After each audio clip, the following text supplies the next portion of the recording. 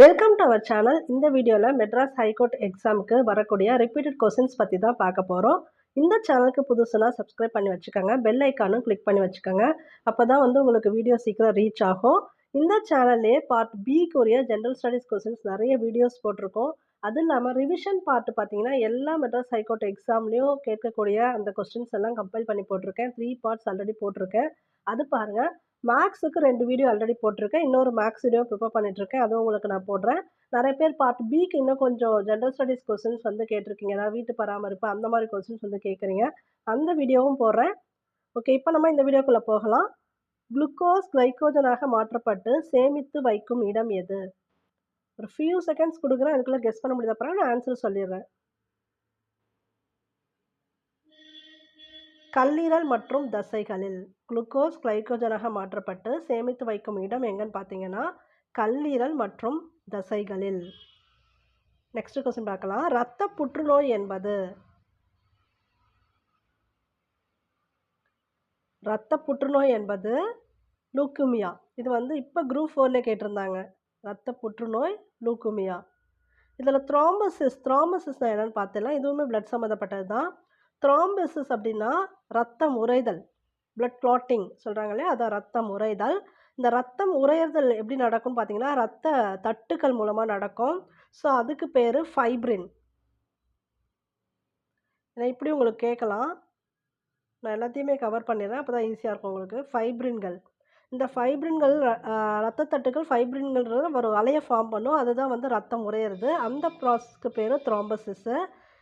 ஹீமோஃபிலியாங்கிறது ஒரு சிம்டம், அதாவது ரத்தம் உறையாமை. ஏதாவது சில பேருக்கு அடிபட்டுச்சுன்னா ரத்தம் போய்கிட்டே இருக்கும், அவங்களுக்கு ரத்தம் உறையாது. அந்த சிம்டம்க்கு பேர் தான் ஹீமோஃபிலியா. அப்புறம் இன்னொரு காம்பவுண்ட் இருக்குது, ஹெப்பாரின். ஹெப்பாரின் பற்றி கேட்குறாங்க. ஹெப்பாரின் என்னென்னா பிளட் தின்னர்னு சொல்லுவாங்க, ரத்தம் மெல்லிப்பான். அதாவது சில இடங்களில் இப்போ ஆப்ரேஷன்லாம் பண்ணுறாங்கன்னு வச்சுக்கோங்களேன், தமனி நுரையீரல்கள்லாம் ரத்தம் உறையக்கூடாது. ஸோ அப்போ ரத்தம் உறையாமல் இருக்கிறதுக்காக அந்த இன்ஜெக்ஷன் போடுவாங்க, அதுக்கு பேர் ஹெப்பாரின். இல்லை ஜென்ரலாக இப்படி கூட நீங்கள் ஞாபகம் வச்சுக்கோங்க, ரத்தம் உறைவு ஏற்படுறதை தடுக்கிறதுக்கு ஹெப்பாரின். ரத்தம் உறைதலை தடுப்பது ஹெப்பாரின், உருவாக்குவது ஃபைப்ரின். அவசர கால ஹார்மோன் என அழைக்கப்படுவது எது?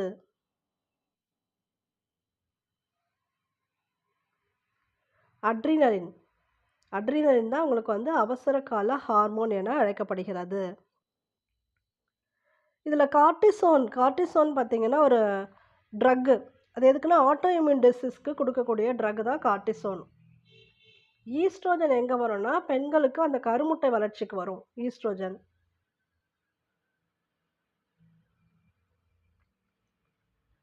நாஞ்சில் நாடு என்று அழைக்கப்பட்ட மாவட்டம் எது?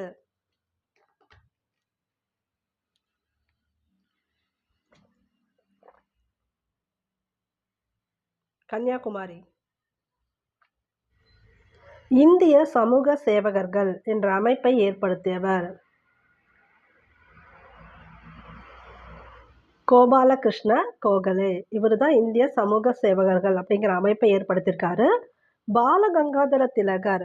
திலகர் பார்த்தீங்கன்னா ஒரு ஃபேமஸ் குவாட் இருக்கு, தன்னாட்சி எனது பிறப்புரிமை அதனை நான் பெறுவேன் அப்படின்னு சொன்னவர் பாலகங்காதர திலகர்.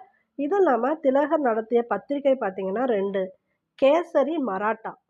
ஞாபகம் வச்சுக்கோங்க, கேசரி மராட்டா. கேசரி அப்படிங்கிறது ஆக்சுவலாக மராத்தி மொழி, மராட்டா அப்படிங்கிறது இங்கிலீஷு.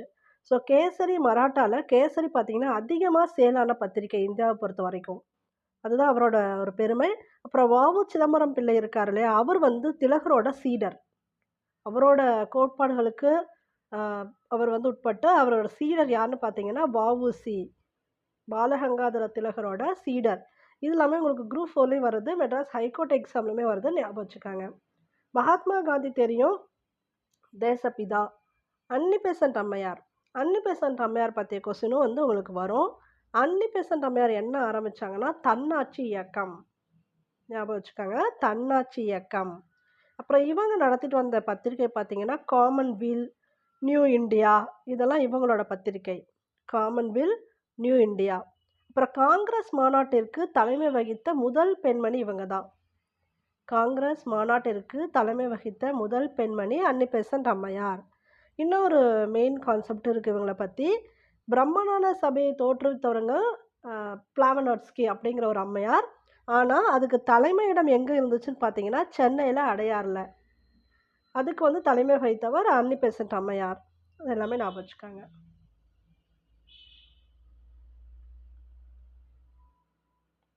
வானம் நீல நிறத்தில் தோன்ற காரணம். இது நான் ஆல்ரெடி கொடுத்த வீடியோலே கொடுத்துருக்கேன். பார்ட் பி ஜெனரல் ஸ்டடீஸ் கொஸ்டினில். ஒளி சிதறல். வைக்கம் வீரர் என்று அழைக்கப்பட்டவர். இது எல்லாரும் சொல்லிடுவீங்க. ஈவே ராமசாமி, பெரியார். பெரியார் அவர்கள் தான் வைக்கம் வீரர் என்று அழைக்கப்பட்டவர். இதில் ராஜகோபாலாச்சாரி அவங்கள பற்றிய கொஸ்டின் கண்டிப்பாக வருது. கடைசி கவர்னர் ஜெனரல் ராஜகோபாலாச்சாரி. இன்னும் நிறைய இருக்குது ராஜகோபாலாச்சாரி பற்றி. ராஜாஜி தான் ராஜகோபாலாச்சாரி. அவரை பற்றி தெரிஞ்சு வச்சுக்காங்க. சிங்க முகமும் மனித உடலும் கொண்டது நரசிம்மர் அவதாரம். அதே போன்று எகிப்தில் மனித முகமும் சிங்க உடலும் கொண்ட சிற்பத்தின் பெயர் என்ன?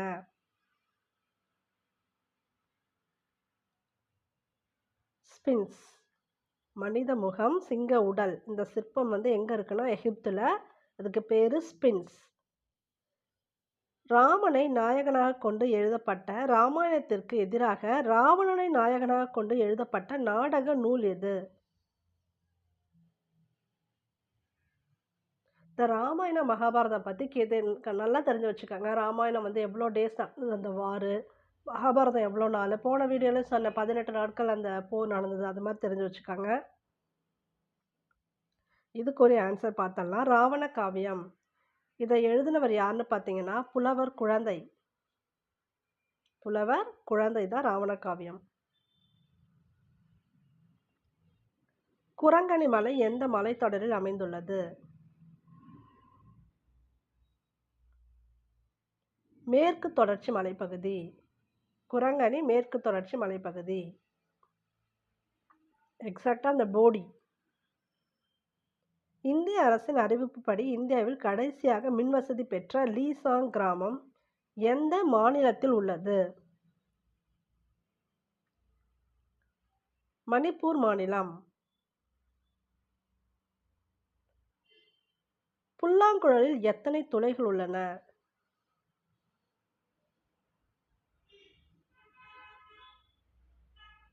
7. ஆனால் இப்போ நிறைய புல்லாங்குழலை மாடிஃபிகேஷன் பண்ணி நிறைய துளைகள் வைக்கிறாங்க. பட் காமனாக சொல்லப்போனால் புல்லாங்குழலில் எத்தனை துளைகள் பார்த்தீங்கன்னா 7. மனோன்மணியம் சுந்தரனார் பல்கலைக்கழகம் அமைந்துள்ள மாவட்டம் எது? திருநெல்வேலி. மனோன்மணியம் சுந்தரனார் யூனிவர்சிட்டி இருக்கக்கூடிய இடம் திருநெல்வேலி. இவரை பற்றி அடிக்கடி கொஸ்டின்ஸ் வருது. இவர் எழுதின தமிழ்த்தாள் வாழ்த்து பாடல் பற்றி, நீராரங்கடலத்து அந்த சாங் பற்றி, அது எவ்வளோ நேரம் பாடப்படுது, எப்போ ஃபஸ்ட்டு பாடப்பட்டது, யார் ஆட்சி காலம், இது எல்லாமே வந்து ஆல்ரெடி வீடியோஸில் கொடுத்துருக்கேன், பாருங்கள்.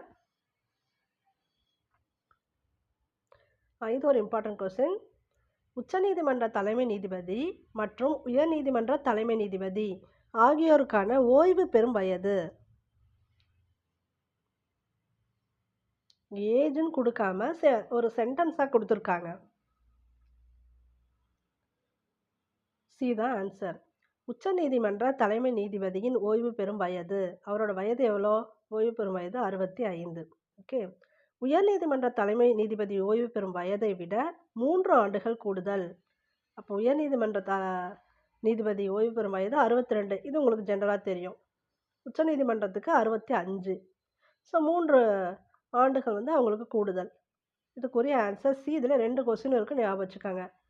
65 உச்சநீதிமன்றம், 62 உயர்நீதிமன்றம். பாகிஸ்தான் நாட்டின் தலைநகர்?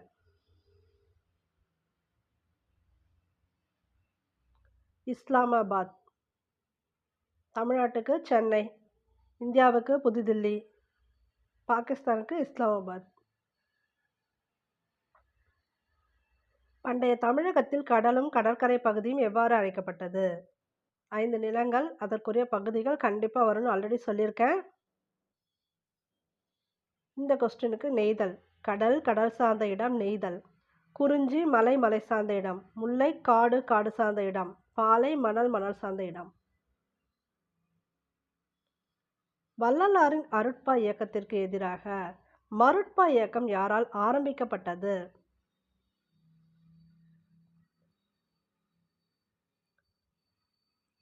ஆறுமுக நாவலர்.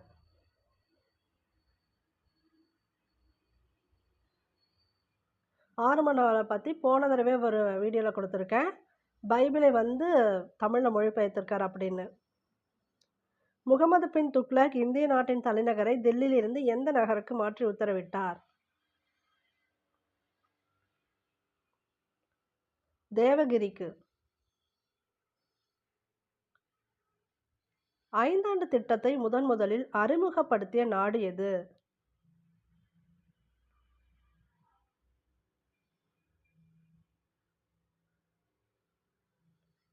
முந்தைய சோவியத் ரஷ்யா. இதுதான் வந்து 5 ஆண்டு திட்டத்தை அறிமுகப்படுத்திய நாடு. இப்போ இங்கிலாந்து பற்றியுமே தெரிஞ்சுக்கங்க. இங்கிலாந்துலேருந்து நம்ம வந்து என்ன பெற்றோம் அப்படின்னு பார்த்தீங்கன்னா, அரசியலமைப்பு முறைகள்லாம் இருக்கு இல்லையா, அதெல்லாம் சில நாட்டிலேருந்து எடுத்திருப்பாங்க. அதில் இங்கிலாந்து பொறுத்த வரைக்கும் நாடாளுமன்ற முறை, சட்டம் இயற்றும் முறை. நம்மளோட அரசியலமைப்பில் நாடாளுமன்ற முறையும் சட்டம் இயற்றும் முறையும் எதை பார்த்து நம்ம வந்து செஞ்சுருக்கோம்னா, இங்கிலாந்தோட அரசியலமைப்பை பார்த்து. அது மாதிரி ஃப்ரான்ஸ் பொறுத்த வரைக்கும் சுதந்திரம், சமத்துவம், சகோதரத்துவம் இதற்கான உரிமைகள். இதெல்லாம் எதை பார்த்து எழுதியிருக்கோன்னா ஃப்ரான்ஸு. அமெரிக்காவை பொறுத்து என்னென்னா அடிப்படை உரிமைகள். அதை எதை பார்த்து எழுதியிருக்கோன்னா அமெரிக்கா. ஏன்னா உங்களுக்கு அடுத்து எது வேணால் கேட்கலாம். தான் இயற்றிய ராமாயணத்திற்கு கம்பர் இட்ட பெயர். இந்த கொஸ்டின் நம்ம வீடியோஸில் ஆல்ரெடி போட்டிருக்கோம். ராமாவதாரம். ஃபார்வர்ட் பிளாக் கட்சியை உருவாக்கியவர். இதுவும் ஆல்ரெடி போட்டிருக்கோம் வீடியோவில். சுபாஷ் சந்திர போஸ். யார் என்ன கட்சி வந்து தொடங்கினாங்கன்னு உங்களுக்கு ஆல்ரெடி வீடியோவிலே நிறைய கொடுத்துருக்கேன். திலகர் ஆரம்பித்தது இயக்கம், அப்புறம் உங்களுக்கு நீதி கட்சி தோற்றுவித்தவர்கள், சுதந்திரா கட்சி, எல்லா கட்சியுமே தெரிஞ்சுக்கங்க, ஏதாவது ஒரு கட்சி வரலாம். ஆகாய விமானங்களில் வேகத்தை அளக்கும் கருவியின் பெயர். இது 2 எக்ஸாமில் கேட்டிருக்காங்க எம்ஹெச்சிலே. டேக்கோமீட்டர். மனித உடலில் எத்தனை % நீர் உள்ளது? இதுவும் ரிப்பீட்டட் கொஸ்டின் தான். இங்கே இருக்க ஆன்சர் படி 70. ஆக்சுவலாக பார்த்தீங்கன்னா 60 to 70, இல்லைனா எபோவ் 55. மெயினாக 55க்கு மேலே 70 இருக்கலாம். இப்போ 60 to 70 இருக்கணும், இங்கே 70 கொடுத்துருக்காங்க. ஓகே. உலகம் உருண்டை என்பதை முதலில் நிரூபித்த தத்துவ ஞானி யார்? அரிஸ்டாட்டில். 1 பைசா தமிழன் என்கின்ற பத்திரிகையினை துவக்கி நடத்தியவர் யார்? அயோத்திதாச பண்டிதர். இந்த வீடியோ பிடிச்சிருந்தா லைக் பண்ணுங்கள், ஷேர் பண்ணுங்கள், கமெண்ட் பண்ணுங்கள். இந்த சேனலுக்கு புதுசுனா சப்ஸ்கிரைப் பண்ணி வச்சுக்காங்க. பெல் ஐக்கானு கிளிக் பண்ணிக்காங்க. தேங்க்யூ ஃபார் வாட்சிங். All the best for your examination.